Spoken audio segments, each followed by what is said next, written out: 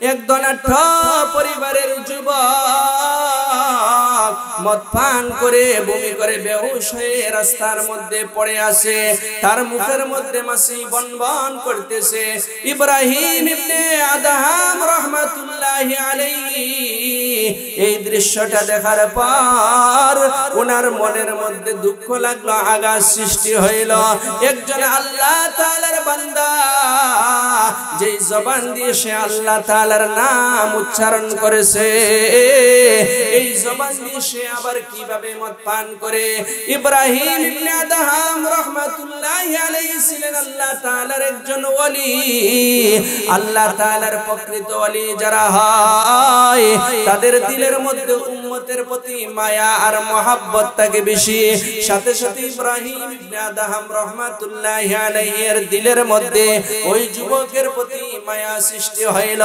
ইব্রাহিম ইবনে Adham রাহমাতুল্লাহি আলাইহি একটা বালতির মধ্যে পানি নিয়ে ওই যুবকের বমিগুলা পরিষ্কার করতেছে আর আল্লাহ তাআলাকে বলতেছে, আল্লাহ ওই যুবকটা যদিও গুনাহের কাজের মধ্যে লিপ্ত হয়ে গেছে, তারপরও তো আপনার বান্দা মনে করে আমি ইব্রাহিম ইবনে আদহাম তার কিছু খেদমত করতেছে। ইব্রাহিম ইবনে আদহাম রাহমাতুল্লাহি আলাইহি যুবকের বমিগুলা পরিষ্কার করতেছে। পানির ছিটা যখন যুবকের মুখের মধ্যে গিয়ে লাগলো, যুবক বেহুশ অবস্থা থেকে হুশ ফিরে আসলো।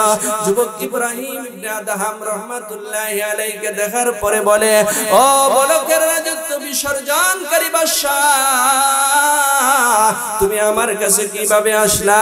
ইব্রাহিম ইবনে আদহাম রাহমাতুল্লাহি আলাইহি ওই যুবকের পুরোটা ঘটনা শুনাইল।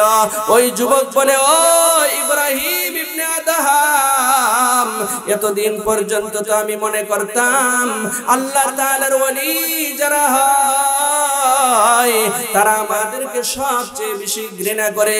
ও ইব্রাহিম ইবনে আদহাম, আমি এখন জানতে পারলাম আল্লাহ তাআলার ওলি যারা হয় তারাই আমাদেরকে সবচেয়ে বেশি মহব্বত করে।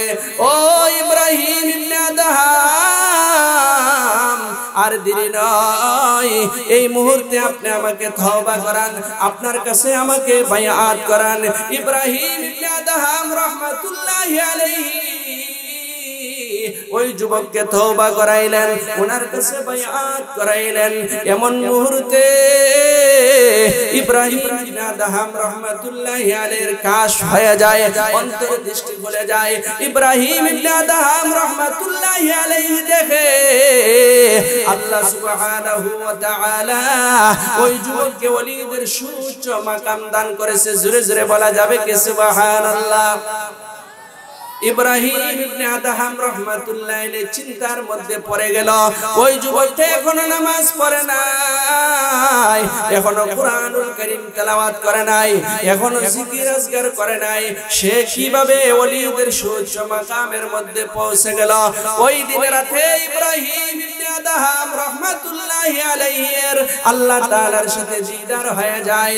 ইব্রাহিম ইবনে আদহাম রাহমাতুল্লাহি আলাইহি আল্লাহ সুবহানাহু ওয়া তাআলা কে জিজ্ঞাসা করে, ও আল্লাহ, যেই যুবকটা আমার কাছে তওবা করেছে, আমার কাছে বায়াত হয়েছে, এখনো নামাজ পড়ে নাই, এখনো কুরআনুল কারীম তেলাওয়াত করে নাই, এখনো জিকির আজকার করে নাই, সে কিভাবে ওলিদের সুউচ্চ মাকামের মধ্যে পৌঁছে গেল? আল্লাহ সুবহানাহু ওয়া তাআলা জবাব দেয়, আত-তাইবু হাবিবুল্লাহ, পাপ থেকে তওবাকারী ব্যক্তি আল্লাহ তাআলার বন্ধু হয়ে যায়। জোরে জোরে বলা যাবে কি সুবহানাল্লাহ? লানা শামসুন ওয়ালিল আফাকি শামসুন, শামসি আফজালু মিন শামসিস সামাই, শামসুন নাসি তাতলু বাদাল ফজরি ওয়া শামসি তাতলু বাদাল ইশাই, বালাগাল উলা বিকামালিহি কাশাফাত তুজা বিজামালিহি,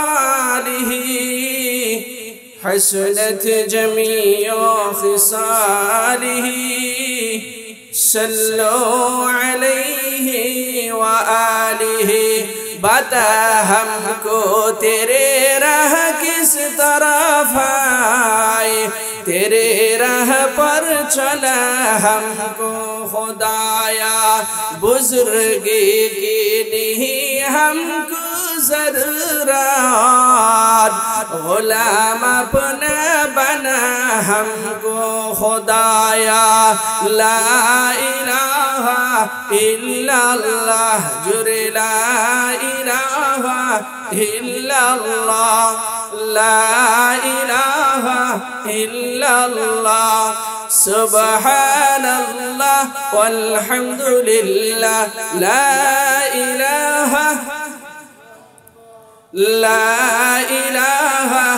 इल्लल्लाह ला इलाहा इल्लल्लाह ला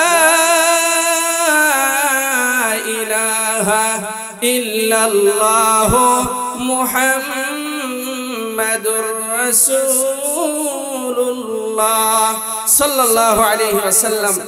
अल्हम्दुलिल्लाह मधुपुर जामे मस्जिद और नूरे मदीना इस्लामी যুব সংঘ মোল্লাপাড়া সুনামগঞ্জ সদরের উদ্যোগে কর্তৃক আয়োজিত সপ্তম বার্ষিক তাফসীরুল কুরআন মাহফিলের শ্রদ্ধেভাজন সম্মানিত সভাপতি সাহেব, জাতির বিবেক উলামায়ে কেরাম, দূর দূরান্ত থেকে আগত আল্লাহ তাআলার আশিকিন জাকিরিন শাকিরিন মুরব্বিয়ানে কেরাম ও আমার সমবয়সী প্রাণপ্রিয় যুবক ভাইয়েরা, পর্দার আড়ালে অবস্থানরত শ্রদ্ধেয় মা ও বোনেরা, প্রথমে মহান আল্লাহ সুবহানাহু ওয়া তাআলার দরবারে অন্তরের অন্তঃস্থল থেকে কালিমাতুশ শুকর আদায় করতেছি যে আল্লাহ সুবহানাহু ওয়া তাআলা আমাদেরকে আজকের এই জান্নাতের টুকরা বাগানের মধ্যে আসার বসার এবং সাথে সাথে আমাকে কিছু কথা বলার, আপনাদের সবাইকে কিছু কথা শোনার মতো সুযোগ করে দিয়েছেন।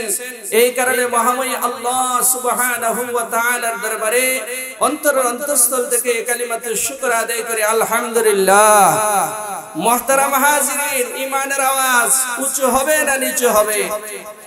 আরো জোরে ঈমানের আওয়াজকে উঁচু করে সকলে বলি আলহামদুলিল্লাহ। এই আওয়াজ দিলে হবে না। ও মুমিন মুসলমান, বর্তমান সময়ে ঈমানের আওয়াজকে আরো উঁচু করতে হবে।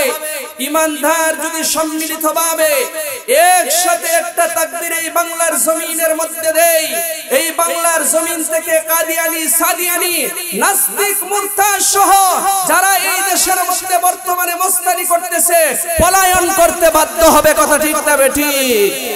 তাহলে ঈমানের আওয়াজ উঁচু হবে না নিচু হবে? আরো জোরে আওয়াজ করে বলেন। এই কারণে ঈমানের আওয়াজকে উঁচু করে একটা তাকবীর দেই সকলে, নারে তাকবীর। দ্বীন ইসলাম। এখন কি ঠিক আছে? মুহতারাম হাজিরিন, আল্লাহ তাআলার দরবারে আরো শুকরিয়া আদায় করি যে আল্লাহ সুবহানাহু ওয়া তাআলা আমাদেরকে সর্বশেষ নবী, সর্বশ্রেষ্ঠ নবী নবী মুহাম্মদুর রাসূলুল্লাহ সাল্লাল্লাহু আলাইহি ওয়াসাল্লামের উম্মত বানিয়েছেন এবং সাথে সাথে আমাদেরকে ঈমানদার বানিয়েছেন। একজন ঈমানদারের দাম 7 আসমান এবং 7 জমিন থেকেও বেশি। বলুন না সুবহানাল্লাহ।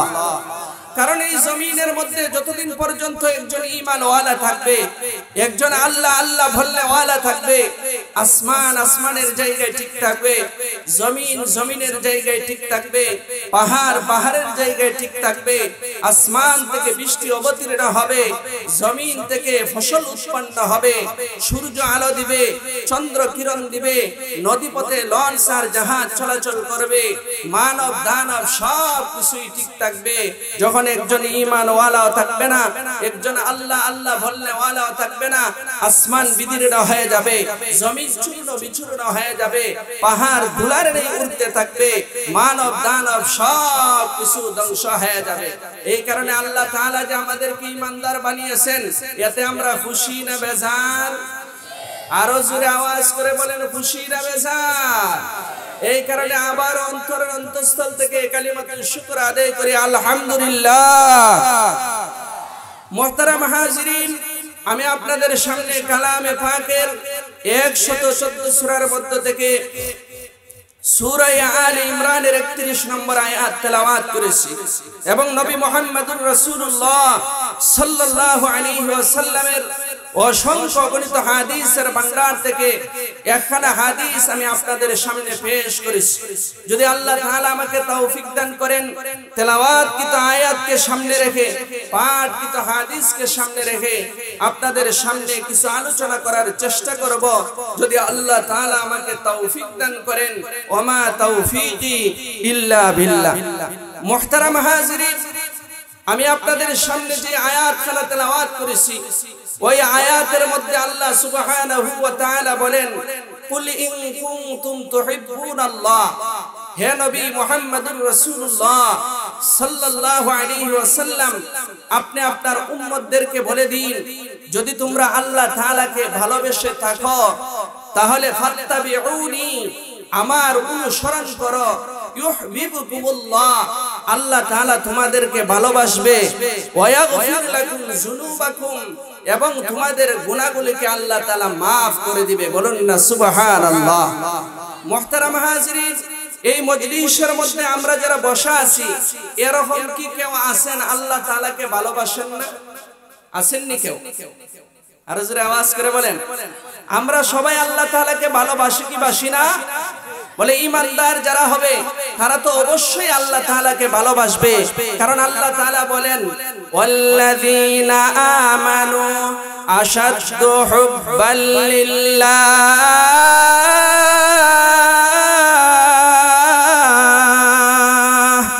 আল্লাহ তাআলা বলেন, যারা ঈমান আনয়ন করেছে, যারা ঈমানদার, তারা আল্লাহ তাআলাকে সবচেয়ে বেশি ভালোবাসে। কথা ঠিক না বেঠিক?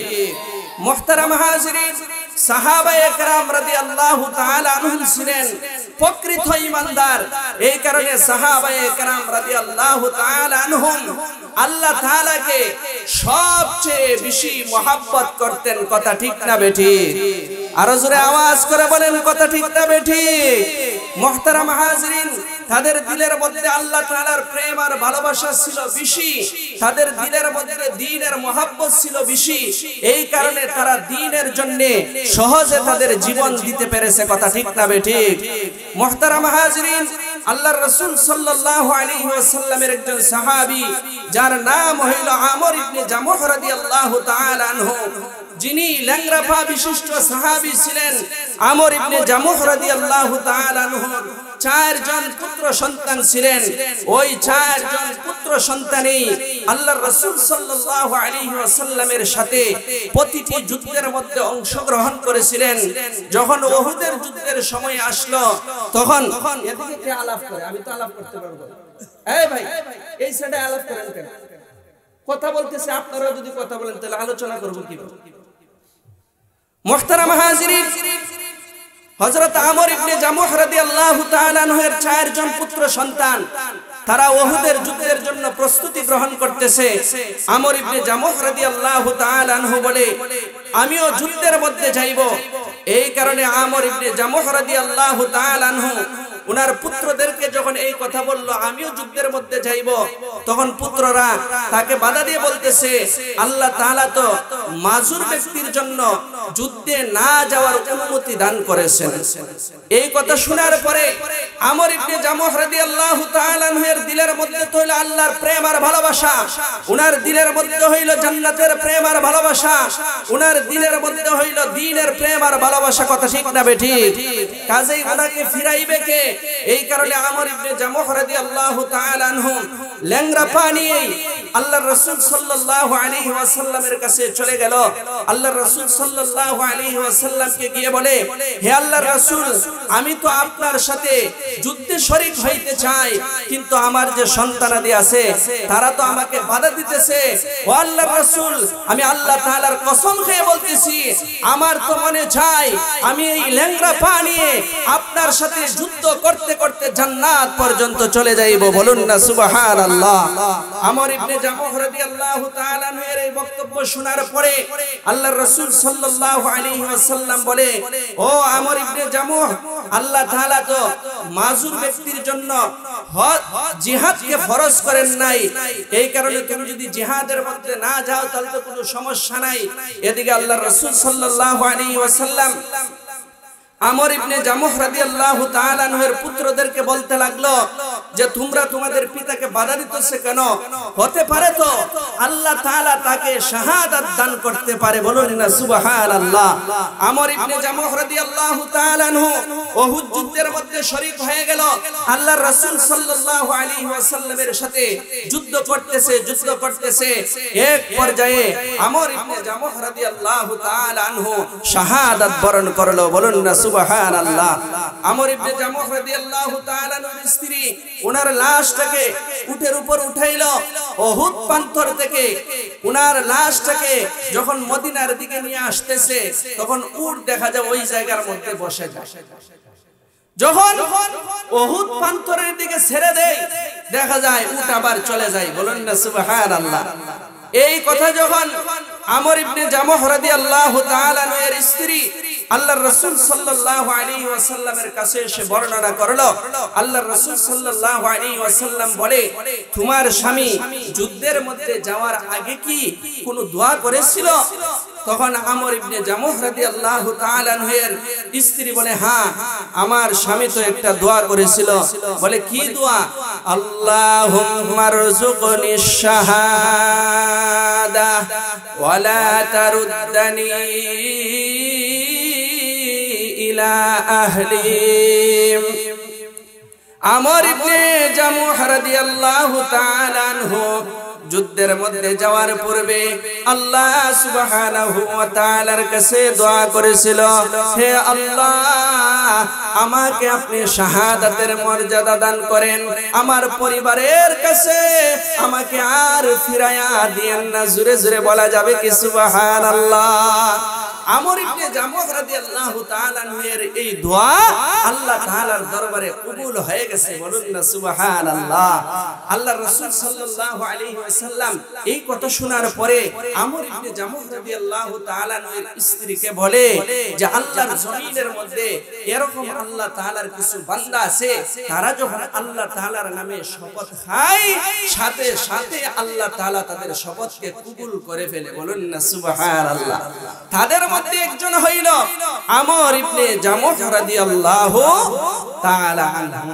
মুহতারাম হাজিরিন, তাদের দিলের মধ্যে আল্লাহর মহব্বত ছিল বেশি, রাসূলের মহব্বত ছিল বেশি, দ্বীনের মহব্বত ছিল বেশি। এই কারণে তারা তাদের জীবনকে সহজে আল্লাহর রাস্তায় বিলীন করে দিতে পারছে। কথা ঠিক না বেঠিক? এই কারণে আমি আপনাদেরকে বলতে চাই আমাদের ঈমানকেও সাহাবাওয়ালা ঈমান বানাইতে হবে। আমাদের এই বাংলার জমিনের মধ্যে এই দেশ রক্ষা করার জন্য, ইসলাম রক্ষা করার জন্য, রাসূলের ইজ্জত রক্ষা করার জন্য যদি কোনো সময় ডাক আসে আমাদের মাথার মধ্যে কাফনের কাপড় পরিধান করে রাজপথের মধ্যে নামতে কারা কারা তৈয়ার আছেন? দুইটা হাত উঠায় আল্লাহকে দেখান। আল্লাহ তাআলা আমাদের সবাইকে কবুল করেন, সবাই বলে আমিন। তাহলে আমাদের ঈমানকে বানাইতে হবে সাহাবালা ঈমান। কথা ঠিক না বেঠিক? মুহতারাম হাজিরিন, যেই কথাটা বলতেছিলাম আমরা সবাই তো আল্লাহ তাআলাকে ভালোবাসি, মনে আসেনি আপনাদের? এখন জানার বিষয় হইল আল্লাহ তাআলা আমাদেরকে ভালোবাসে কি বাসে? আল্লাহ তাআলা কাদেরকে ভালোবাসে? তাও আল্লাহ সুবহানাহু ওয়া তাআলা কালামে পাকের মধ্যে উল্লেখ করেছেন। একটু জিকির করেন, লা ইলাহা ইল্লাল্লাহ। আমার আশেপাশে যারা আছেন কোনো কথা বলবেন। এই সাইডে যুবক ভাই যারা আছেন ভলান্টিয়ার নাই আপনাদের, এরা কথা বলে আপনারা বলেন না কোনো কিছু, তারা মজলিস দিয়ে বসে কথা বলা যাইতেছে। আশ্চর্য কারণ। মুহতারাম হাজিরিন, তাহলে যেই কথাটা বলতেছিলাম আমরা সবাই তো আল্লাহ তাআলাকে ভালোবাসি। আল্লাহ তাআলা কাদেরকে ভালোবাসে? আল্লাহ তাআলা কালামে পাকের মধ্যে বলেন, ইন্নাল্লাহা ইউহিব্বুত তাওয়াবিন, ইন্নাল্লাহা ইউহিব্বুত তাওয়াবিন ওয়া ইউহিব্বুল মুতাতাহহিরিন। আল্লাহ তাআলা বলেন নিশ্চয়ই আল্লাহ সুবহানাহু ওয়া তাআলা তওবাকারীদেরকে ভালোবাসেন, বলুন না সুবহানাল্লাহ। আমরা এই জায়গার মধ্যে যারা উপস্থিত হয়েছি, আমরা এরকম কি কেউ বলতে পারবো আমাদের জিন্দেগির মধ্যে কোনো ধরনের কোনো গুনাহ নাই? গুনাহ আছে না নাই?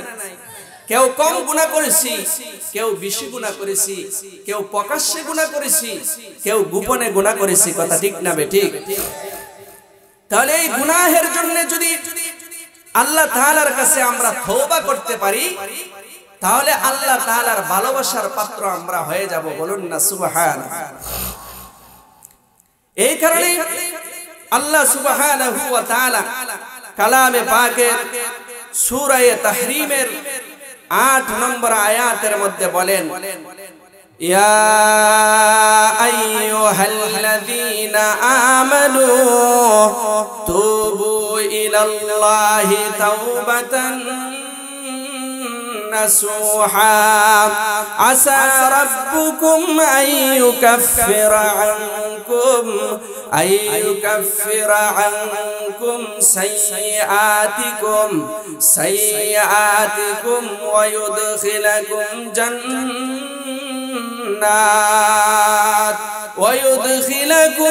জান্নাতিন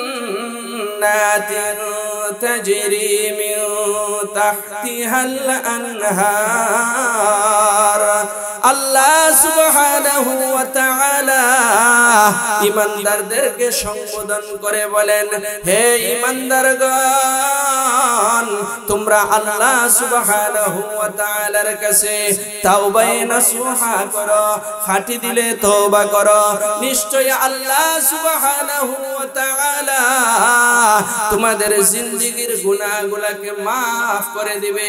তোমাদের গুনাহগুলো maaf করে দিয়ে শেষ নয়, আল্লাহ সুবহানাহু ওয়া তাআলা এমন এক জান্নাত দান করবে যার তলদেশ দিয়ে নহর সমূহ প্রবাহিত হইতে থাকবে। জোরে জোরে বলা যাবে কি সুবহানাল্লাহ? তাহলে আল্লাহর কাছে তওবা করতে হবে, তওবায়ে নাসুহা। বর্তমান সময়ে আমরা অনেকে তওবা করি, নামাজ পড়ছি, নামাজ পড়ার পরে দেখা যায় ডান গালের মধ্যে একটা থাপ্পড় দেয়, আবার বাম গালের মধ্যে একটা থাপ্পড় দেয়।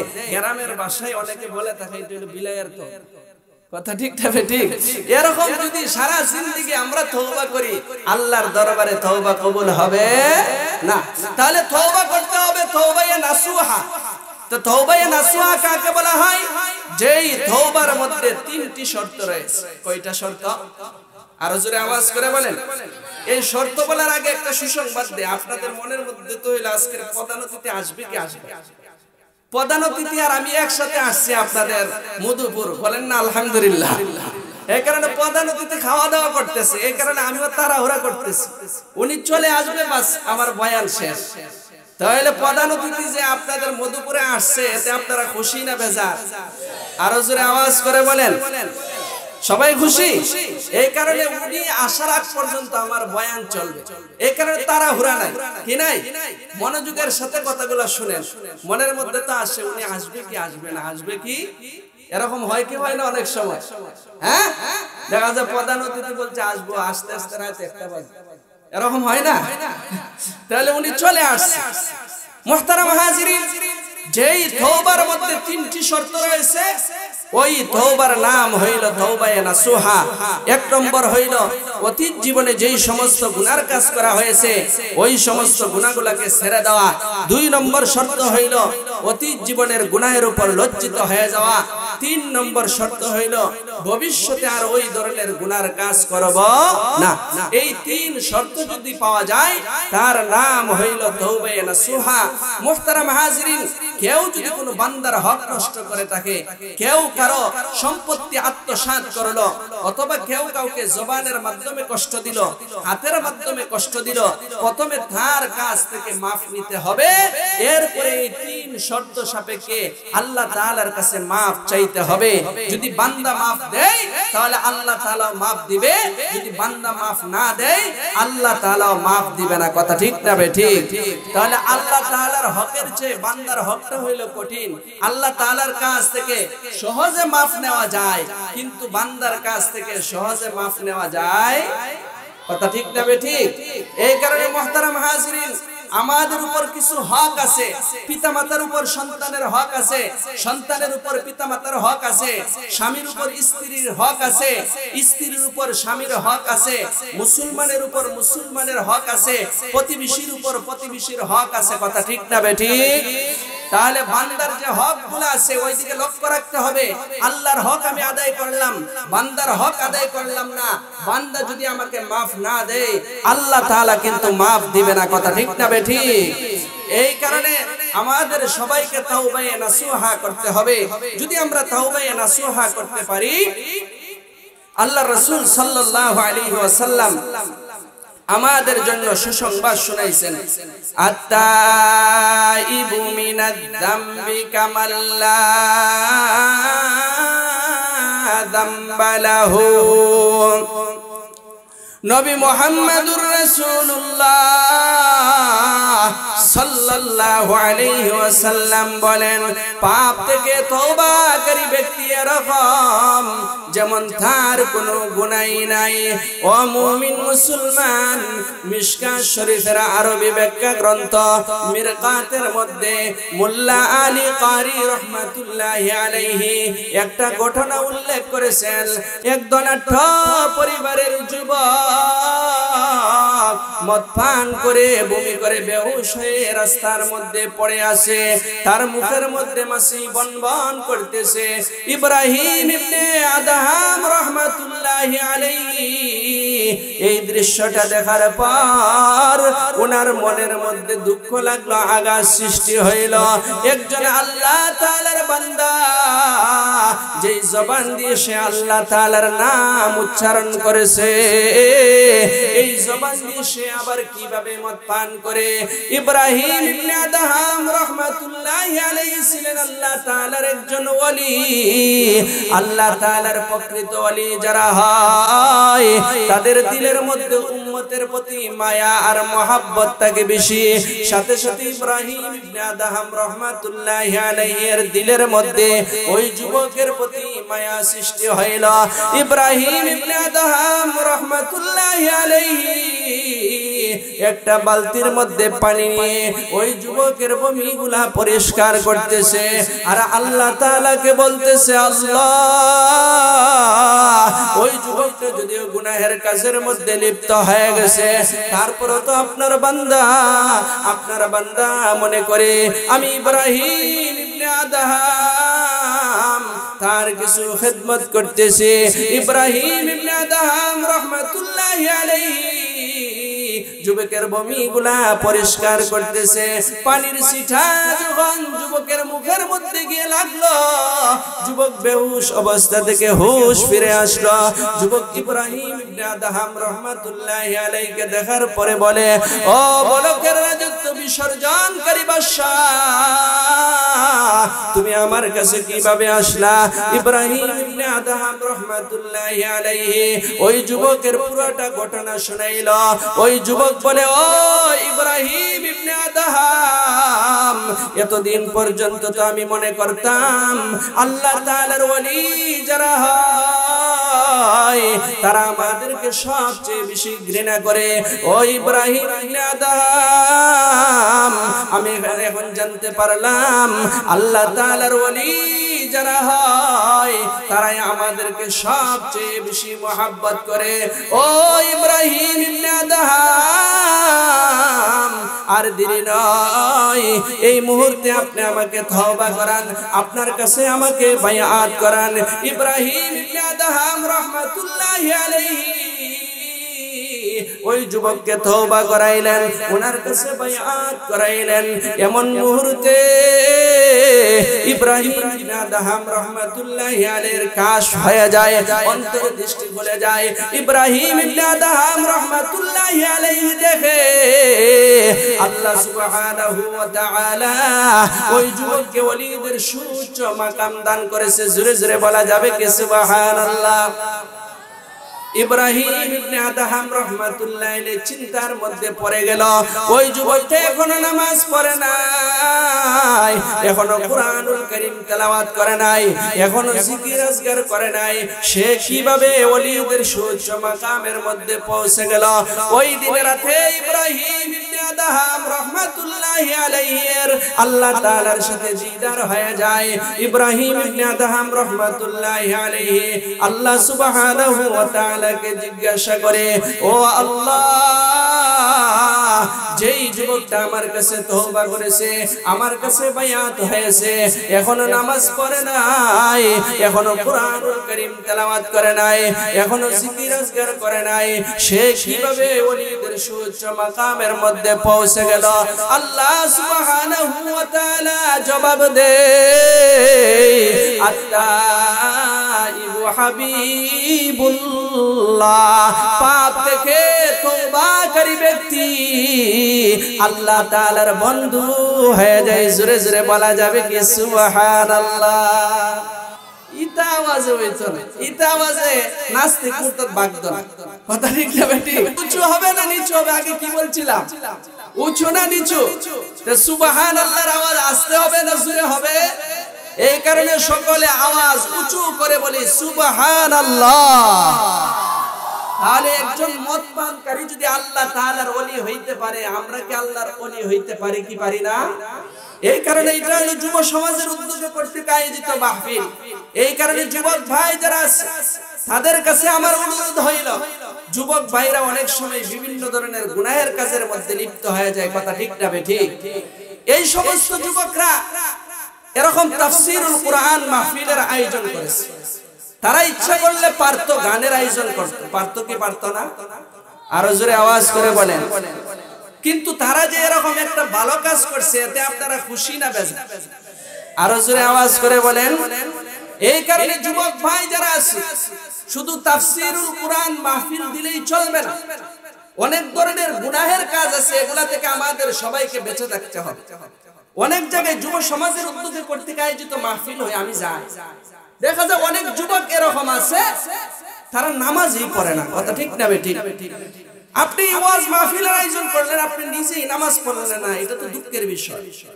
এই কারণে যুবক ভাইদের প্রতি আমার কয়েকটা কথা। এর মধ্যে একটা কথা হইল, 5 ওয়াক্ত নামাজ আমরা জামাতের সাথে আদায় করব, পারবো তো ইনশাআল্লাহ? 2 নম্বর হইল, যত ধরনের গুনাহের কাজ আছে পরিত্যাগ করব। বিশেষ করে যুবক ভাই যারা আছে, অনেকে আছে মদের বোতল হাতের মধ্যে নেই, আছে না নাই? অনেকে আছে মদের বোতল নেই না, এখন একটা ট্যাবলেট বাইর হইছে যার নাম হইল ইয়াবা। যার নাম কি? আর এটার নাম দিছে যুবকরা হইল বাবা। কথা ঠিক না বেঠিক? অনেকে বাবা খাইতে খাইতে খাইতে খাইতে তার জিন্দেগি শেষ। কথা ঠিক না বেঠিক? হ্যাঁ, এরকম যুবক আছে না নাই? মাথায় এখন আর কাজ করে না, রাস্তাঘাটে ঘোরাঘুরি করে। কথা ঠিক না বেঠিক? অনেকে আছে গাঞ্জা না খাইলে তার রাতে ঘুম হয় না, আছে না নাই? তাহলে এই যে নিশা জাতীয় যেই সমস্ত জিনিস আছে, যুবক ভাই যারা আছে আমরা এগুলা পরিত্যাগ করতে হবে। কথা ঠিক না বেঠিক?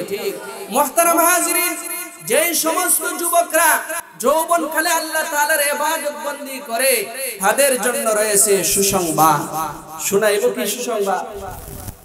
আল্লাহ রাসূল সাল্লাল্লাহু আলাইহি ওয়াসাল্লাম বলেন, সাবআতুন ইউযিল্লুহুমুল্লাহু ফি জিল্লিহি ইয়াওমা লা জিল্লা ইল্লা জিল্লুহু, ইমামুন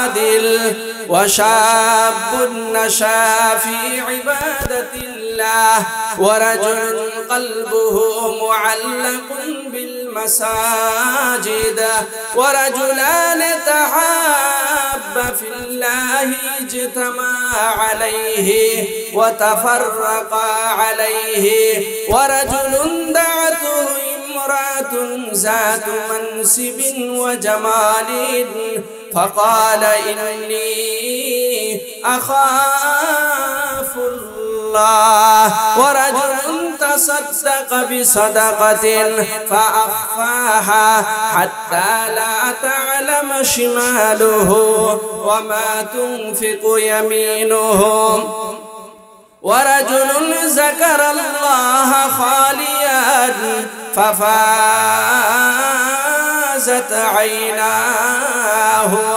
নবী মুহাম্মদুর রাসূলুল্লাহ সাল্লাল্লাহু আলাইহি ওয়াসাল্লাম বলেন, কাল কিয়ামতের দিন যেদিন আল্লাহ সুবহানাহু ওয়া তাআলার আরশের ছায়া ছাড়া আর কোনো ছায়া থাকবে না, ওই দিন আল্লাহ সুবহানাহু ওয়া তাআলা শাসিরের লোককে আরশের ছায়ার নিচে জায়গা দিবে। এক নম্বর হইল ইমামুন আদিল, নেই পরায়ণ বাদশাকে আল্লাহ আরশের ছায়ার নিচে জায়গা দিবে। কথা ঠিক না বেঠিক? ও মুমিন মুসলমান, জালিম সরকারকে, জালিম বাদশাকে আল্লাহ আরশের ছায়ার নিচে জায়গা দিবে না। কথা ঠিক না বেঠিক? দুই নম্বর হইল ওয়াশাবুন নাশা ফি ইবাদাতিল্লাহ, ওই সমস্ত যুবকদেরকে আল্লাহ আরশের ছায়ার নিচে জায়গা দিবে যারা তাদের যৌবনকালকে কাটাইছে আল্লাহ তাআলার ইবাদত বندگির মধ্যে। তিন নম্বর হইল ওই দুই ব্যক্তিকে আল্লাহ আরশের ছায়ার নিচে জায়গা দিবে যারা আল্লাহর মহব্বতে একজন আরেকজনের সাথে একত্রিত হইতো, আবার আল্লাহ তাআলার মহব্বতে একজন আরেকজন থেকে পৃথক হইতো। ও মুমিন মুসলমান, আমি আপনাদের কাছ থেকে জানতে চাই, আজকের এই মাহফিলের মধ্যে যে আমরা একত্রিত হয়েছি কার মহব্বতে? আরো জোরে আওয়াজ করে বলেন, কার মহব্বতে? তাহলে আশা করা যায় আল্লাহ সুবহানাহু ওয়া তাআলা আমাদেরকে আরশের ছায়ার নিচে জায়গা দিবে। কথা ঠিক না বেঠিক? ওই সমস্ত ব্যক্তিদেরকে আল্লাহ সুবহানাহু ওয়া তাআলা আরশের ছায়ার নিচে জায়গা দিবে যাদেরকে সমৃদ্ধ পরিবারের সুন্দরী মহিলা তার দিকে আকৃষ্ট করেছিল, আর সে বলেছিল ইন্নী আখাফুল্লাহ, আমি তো আমার রব আল্লাহ তাআলাকে ভয় করি। মুহতারাম হাজিরিন, বর্তমান সময়ে যদি যুবকদেরকে সম্ভ্রান্ত পরিবারের সুন্দরী মহিলা একটা ইশারা দেয়, তারা কি গুনার কাছ থেকে বাঁচতে পারবে? কি বলেন আপনারা? সাথে সাথেই বলবে লাব্বাইক। তারা অন্য শব্দ ব্যবহার করবে, যে শব্দটা ইংরেজিতে বলে আই লাভ ইউ। কথা ঠিক না বেঠিক? সাথে সাথে নাম্বারটা তাড়াতাড়ি দাও। এই ভাই, অনেক যুবক আছে না এরকম, সারা রাত কাটায় দেয় মোবাইল ফোনের মধ্যে। কথা ঠিক না বেঠিক? তাহলে এই গুনার কাজ থেকে যুবকরা তখনই বাঁচতে পারবে যদি যুবকের দিলের মধ্যে আল্লাহর ভয় থাকে। কার ভয়? আল্লাহর ভয়। তখন সে বলবে ইন্নী আখাফুল্লাহ, তুমি আমাকে সাড়া দিছো, তুমি আমাকে আকৃষ্ট করার জন্য ডাকতেছো, কথা ঠিক আছে, কিন্তু আমার পক্ষে সম্ভব নয়, কারণ আমি আমার রব আল্লাহকে ভয় করি। কাকে ভয় করি? আরো জোরে আওয়াজ করে বলেন। এরপরে আল্লাহর রাসূল বলেন ওয়ারাজুলুন তাসাদদাকা বিসাদাকাতিন ফাআখফাহা হাত্তা লা তা'লামা শিমালুহু ওয়া মা তুনফিকু ইয়ামিনুহু। নবী মুহাম্মদুর রাসূলুল্লাহ সাল্লাল্লাহু আলাইহি ওয়াসাল্লাম বলেন, ওই সমস্ত ব্যক্তিদেরকে আল্লাহ আরশের ছায়ার নিচে জায়গা দিবে যারা এমন ভাবে গোপনীয়তার সাথে দান খয়রাত করত, ডান হাতে দান খয়রাত করত, বাম হাত পর্যন্ত টের পাইত না। 7 নম্বর হইল ওয়ারাজুলুন যাকারাল্লাহ খালিয়ান ফাফাজাত আইনাহু। নবী মুহাম্মদুর রাসূলুল্লাহ সাল্লাল্লাহু আলাইহি ওয়াসাল্লাম বলেন, ওই সমস্ত ব্যক্তিদেরকে আল্লাহ আরশের ছায়ার নিচে জায়গা দিবে যারা একাগ্র চিত্তে আল্লাহ তাআলাকে স্মরণ করত আর তাদের চোখ বেয়ে পানি প্রবাহিত হইত। বলুন না সুবহানাল্লাহ। আজকে তো আমরা একত্রিত হইলে মুনাজাত করছি, অনেক সময় চোখ দিয়ে পানি আসে। কথা ঠিক না বেঠিক? কিন্তু একা একা আল্লাহ তাআলাকে স্মরণ করছি আর আমার চোখে পানি আসছে, এরকম কয়টা দিন আমার জিন্দেগির মধ্যে হয়েছে, একটু চিন্তা করা দরকার। মুহতারাম হাজিরিন, এই চোখের পানির দাম হইল অনেক। দুনিয়ার মধ্যে আগুন আছে, মরার পরে আগুন আছে না নাই? দুনিয়ার আগুন পানির মাধ্যমে নিবে, বাতাসের মাধ্যমে নিবে। দুনিয়ার আগুন ভালো মানুষকেও জ্বালায়া দেয়, খারাপ মানুষকেও জ্বালায়া দেয়, কথা ঠিক না বেঠিক? তো জাহান্নামের যে আগুন আছে, ওই আগুন নিবে কিসের মাধ্যমে? এই দুনিয়ার মধ্যে থাকা অবস্থায় যে বান্দা গুনার কথা স্মরণ করে তার চোখ বেয়ে পানি প্রবাহিত হইতো, ওই চোখের পানির মাধ্যমে জাহান্নামের আগুন নিভে যাবে। বলুন না সুবহানাল্লাহ। একবার আসতে বললেন সুবহানাল্লাহ, আরো জোরে আওয়াজ করে বলেন সুবহানাল্লাহ। আল্লাহর রাসূল সাল্লাল্লাহু আলাইহি ওয়াসাল্লাম হাদিসের মধ্যে বলেন, মান বাকা মিন খাশিয়াতিল্লাহি হারামাল্লাহু আলাইহিন নার। নবী মুহাম্মদুর রাসূলুল্লাহ সাল্লাল্লাহু আলাইহি ওয়াসাল্লাম বলেন, যে ব্যক্তি আল্লাহ সুবহানাহু ওয়া তাআলার ভয়ে ক্রন্দন করে, হারামাল্লাহু আলাইহিন নার, তার জন্য আল্লাহ সুবহানাহু ওয়া তাআলা জাহান্নামের আগুনকে হারাম করে দিয়েছেন। বলুন না সুবহানাল্লাহ। তাহলে যেই কথাটা বলতেছিলাম, যুবক ভাই যারা আছে, যত ধরনের গুনাহ আছে এগুলা পরিহার করব তো ইনশাআল্লাহ। অতীতে যত ধরনের গুনার কাজ করেছি, আজকে থেকে আল্লাহ তাআলার দরবারে তাওবা নাসুহা করি, যদি করতে পারি আল্লাহ তাআলার ভালোবাসার পাত্র আমরা হয়ে যাব। বলুন না সুবহানাল্লাহ। কারণ আল্লাহ তাআলা বলেন, ইন্নাল্লাহা ইউহিব্বুত তাওয়াবিন ওয়া ইউহিব্বুল মুতাতাহহিরিন। নিশ্চয়ই আল্লাহ সুবহানাহু ওয়া তাআলা তওবাকারীদেরকে ভালোবাসেন। দুই নম্বর কাদেরকে ভালোবাসেন? আল্লাহ বলেন, ওয়া ইউহিব্বুল মুতাতাহহিরিন, যারা অপবিত্রতা থেকে নিজেদেরকে বাঁচায় রাখে তাদেরকে ভালোবাসেন। আজকে তো আমাদের মধ্যে পবিত্রতা নাই, আমাদের পুরুষদের মধ্যে পবিত্রতা নাই, মহিলাদের মধ্যে পবিত্রতা নাই, কথা ঠিক না বেঠিক? মহিলারা ঘরের রান্না বান্নার কাজ করে, কথা ঠিক না বেঠিক? অনেকে আছে জরুরত সারার পরে, পায়খানা করার পরে, অনেক মহিলা আছে ডিলা ব্যবহার করে না, আছে না নাই? তাহলে ওই হাত ব্যবহার করতেছে, ওই হাত দিয়ে আবার চাউল দৌত করতেছে, ওই হাত দিয়ে আবার সবজি এগুলা দৌত করতেছে। এই হাতের মধ্যে জীবাণু থাকে কি থাকে না? আরো জোরে আওয়াজ করে বলেন। ওই জীবাণু যাইতেছে আমাদের পেটের মধ্যে, এই কারণে দেখা যায় রোগের সংখ্যা বাড়ছে না কমছে? আরো জোরে আওয়াজ করে বলেন। আর পুরুষ যারা তাদের অবস্থা কি হয়েছে? ভাই চলেন না নামাজের মধ্যে, হুজুর কাপড়টা ঠিক, ইমানদারের সন্তানকে এই জবাবটা দিত, কাপড় কি না ঠিক না। অথচ আমাদের কাপড় তো সবসময় পবিত্র থাকা দরকার, কথা ঠিক না বেঠিক?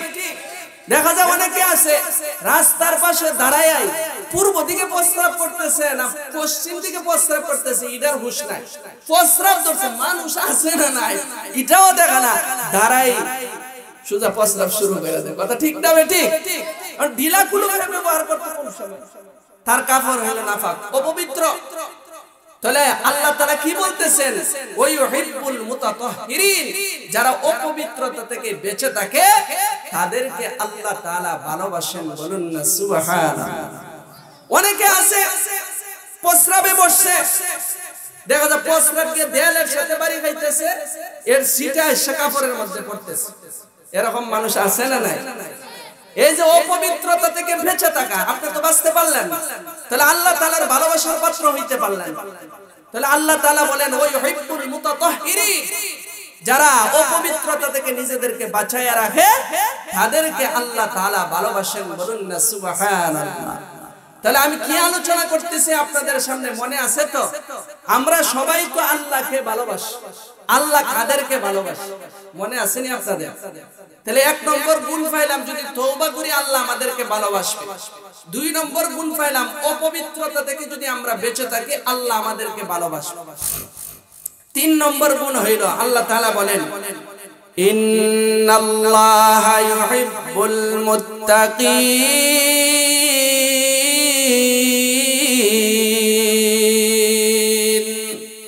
আল্লাহ তাআলা বলেন নিশ্চয়ই আল্লাহ সুবহানাহু ওয়া তাআলা মুত্তাকিদেরকে ভালোবাসেন। মুত্তাকি কাদেরকে বলা হয়? মুত্তাকি ওই সমস্ত ব্যক্তিদেরকে বলা হয় যারা গুনার কাজ পরিহার করে আল্লাহ তাআলার হুকুম অনুযায়ী তাদের জিন্দেগিকে পরিচালনা করে, তারা হইল মুত্তাকি। কথা ঠিক না ঠিক?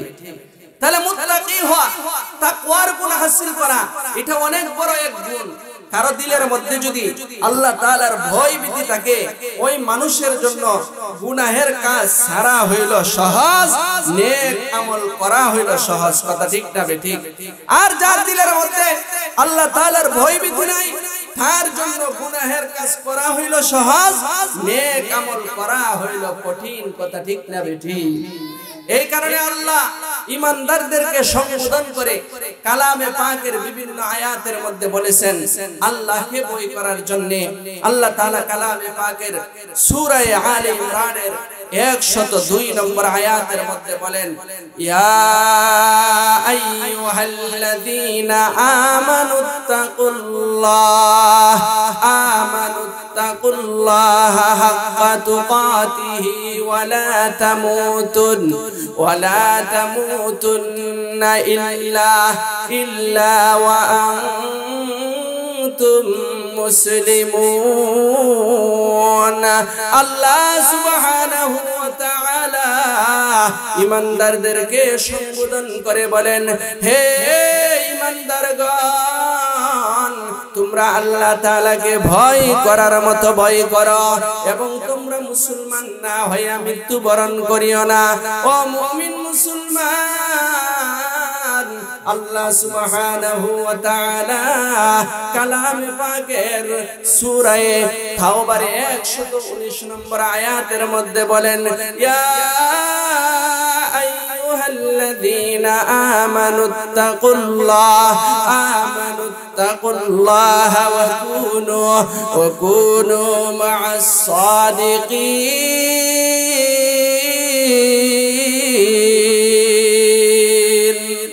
আল্লাহ তাআলা বলেন, হে ঈমানদারগণ, তোমরা আল্লাহ তাআলাকে ভয় করো এবং তোমরা সৎ লোকদের সঙ্গী হয়ে যাও। এই কারণে মুমিন মুসলমান ভয় করব কাকে? আরো জোরে আওয়াজ করে বলেন, ভয় করব কাকে? আজকে আমাদের দিলের মধ্যে আল্লাহর ভয় নাই, মৌতের ভয় নাই, পরকালের ভয় নাই। কথা ঠিক না ঠিক? এই কারণে দেখা যায় আমরা গুনাহের কাজ থেকে বাঁচতে পারি না। কথা ঠিক না ঠিক? মুহতারাম হাজরিন, আমাদের দিলের মধ্যে যদি আল্লাহর ভয় থাকে, কবরের ভয় থাকে, মৌতের ভয় থাকে, হাসরের ময়দানের ভয় থাকে, এই দুনিয়ার মধ্যে আমি ভালো কাজ করতেছি, খারাপ কাজ করতেছি, প্রতিটা আমলের তো কাল কিয়ামতের দিন হিসাব হবে। ওই ভয় যদি আমাদের দিলের মধ্যে পয়দা করতে পারি, তাহলে আমরা গুনার কাজ থেকে বাঁচতে পারবো। কথা ঠিক না ঠিক?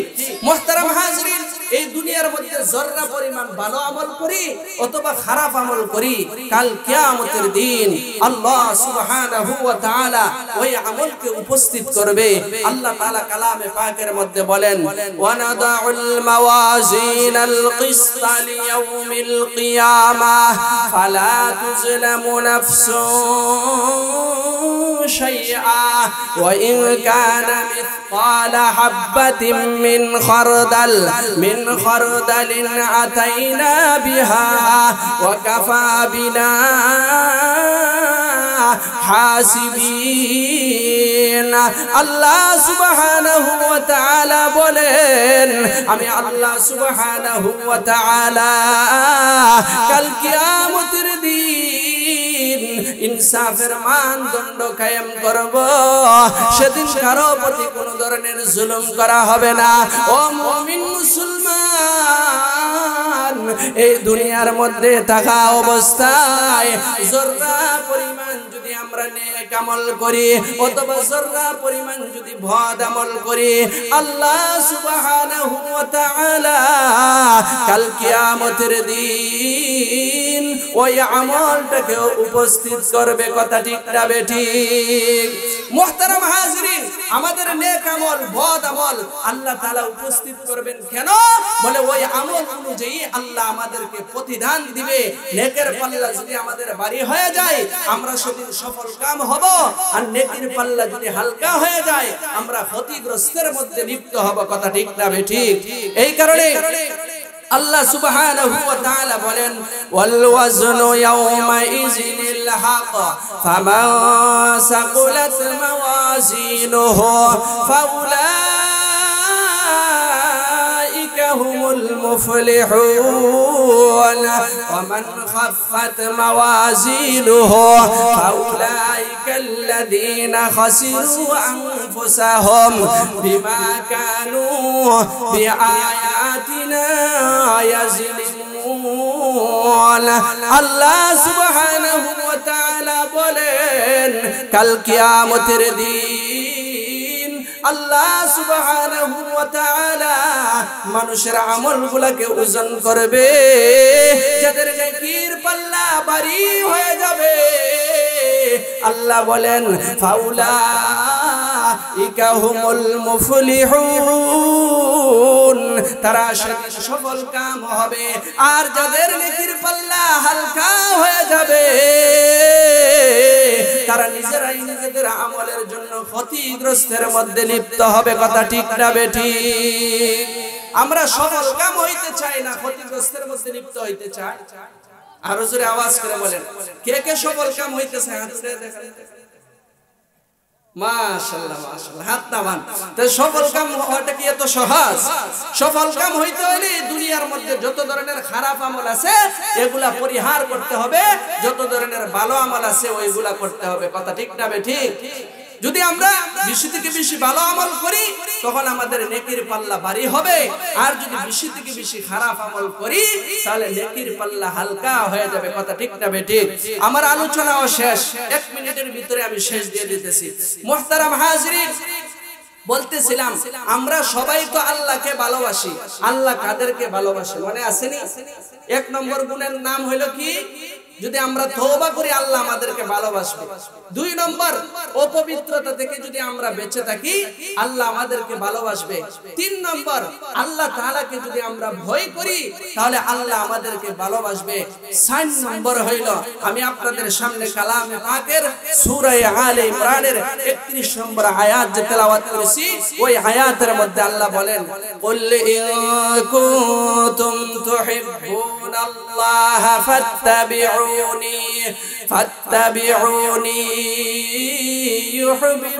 ইউহিব্বুকুমুল্লাহ ওয়া ইয়াগফির লাকুম যুনুবাকুম ওয়াল্লাহু গফুরুর রহিম।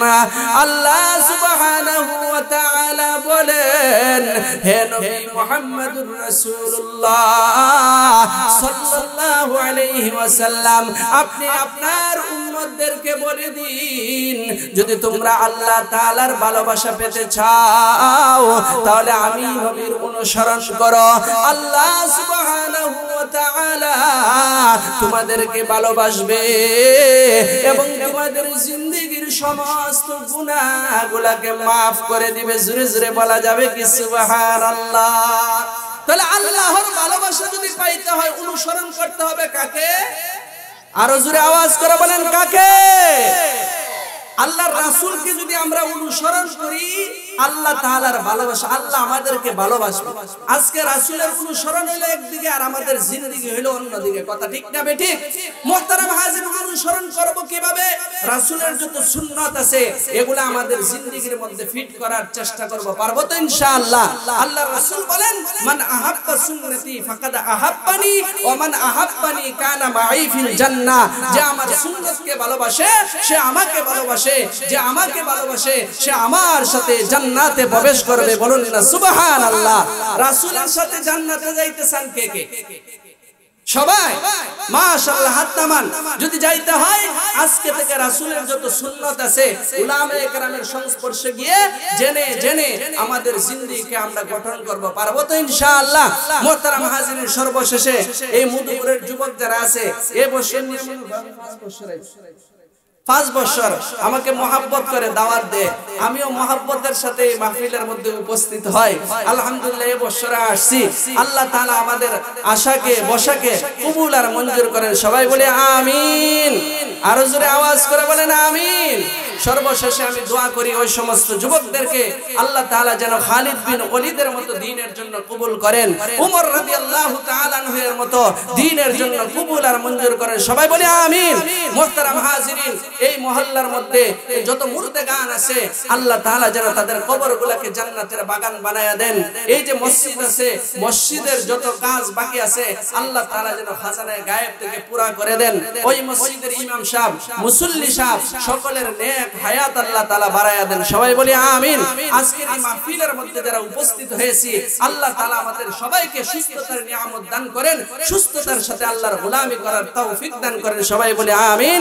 আসসালামু আলাইকুম ওয়া রাহমাতুল্লাহ।